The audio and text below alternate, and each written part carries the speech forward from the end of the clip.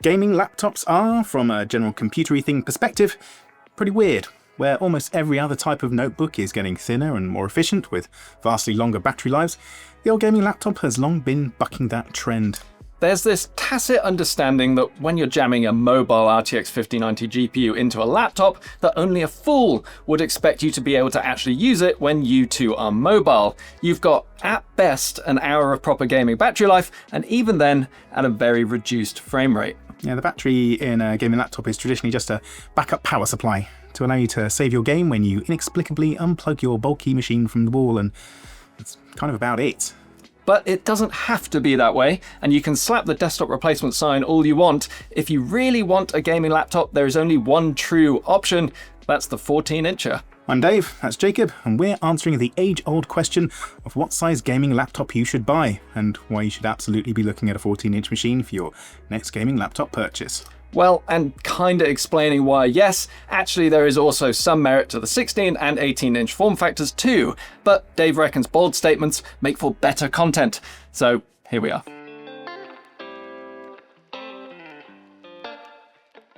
So yes, this is my bold statement.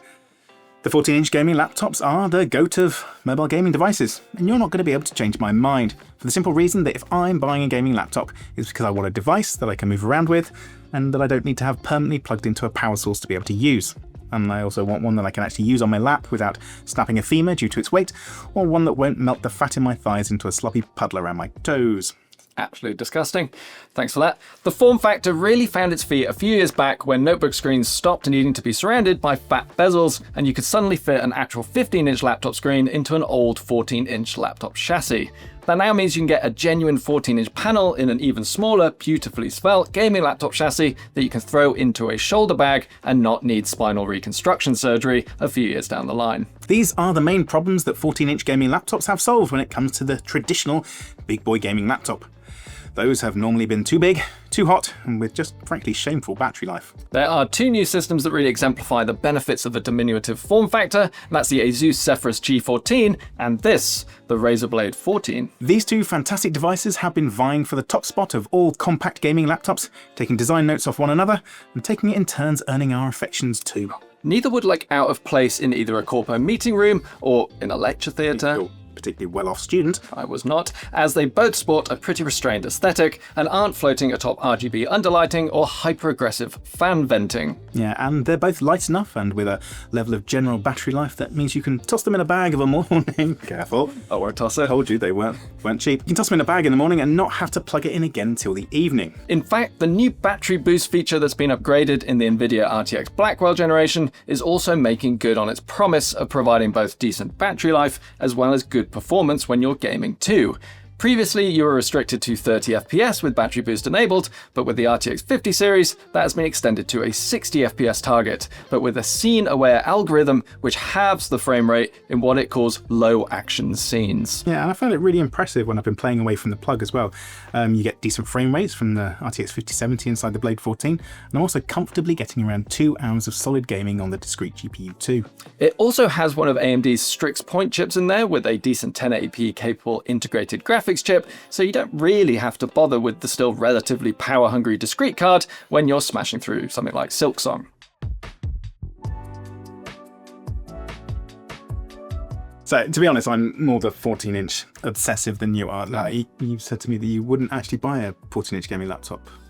Well, so I would buy one if I was just going to do work on it, but, you know, I'm right for PC gamer, so I want to game on it. And if you want to do that for competitive games, you want something like a 16-inch because the screen real estate really makes a difference when you're trying to play something like Hun Showdown and you actually want to stand a chance of, you know, seeing the enemy in the distance. So yeah, 16-inch gaming laptop for me, even though it's not quite as compact and nice as a 14-inch. My counter to that would be best of both worlds. Like, really good gaming experience away from home with like a little 14-inch machine you can throw into your bag, and then go home when I want to sit at my desk and play a game with a keyboard and mouse, plug it into a monitor. You've got a big screen, bigger than a 16-inch, and there you go.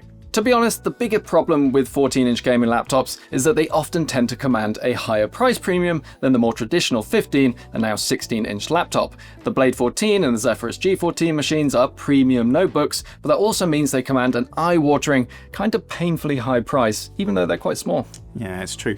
But you can get systems such as this Asus TUF A14 or HP Omen's Transcend 14, which come in at a lot more of a reasonable price.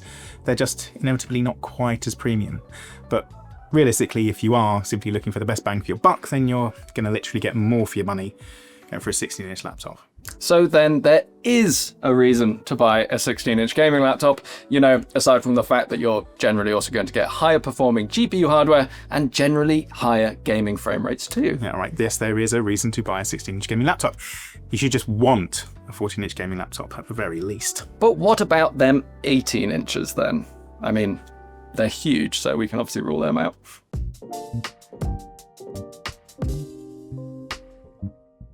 If you thought general gaming laptops were weird for their expansive girth and almost irrelevant battery life, expansive girth, thanks scriptwriter, that's just peanuts to the big old 18-inch notebooks. But in fairness, these aren't really laptops. They're mobile workstations, desktop PC replacement systems, mostly designed to be moved from desktop to desktop and not actually used in a truly mobile way. Which is good, because as you would expect, the 18-inch form factor is the largest gaming laptop you can buy.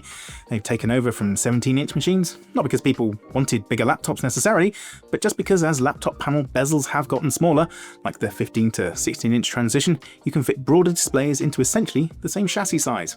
So 18-inch machines aren't actually bigger than the old 17-inch ones. Still, they do feel massive, though this is where you're more likely to get the highest screen resolutions, with 4K displays more likely to appear in 18-inch machines, and better screen real estate to actually make the most of that resolution. They are massive as well. You are also going to get the best processors in there too, as there is space enough in there to keep them running cool and maintain a high peak frequency for longer. Same situation for mobile graphics silicon too, where the GPU is more likely to be capable of hitting top performance because of the cooling that the space allows. So if you want the absolute fastest gaming laptops that are able to deliver the highest frame rates, then you want something of this scale. That makes them both the highest performing gaming laptops as well as the most proficient for content creation as well. Yeah, that extra screen real estate, the larger trackpads and the broader keyboards make the 18-inch laptop a great workstation device. Just not actually a great portable gaming laptop. Yeah, imagine putting that in your backpack. Oof. No way. Not this one.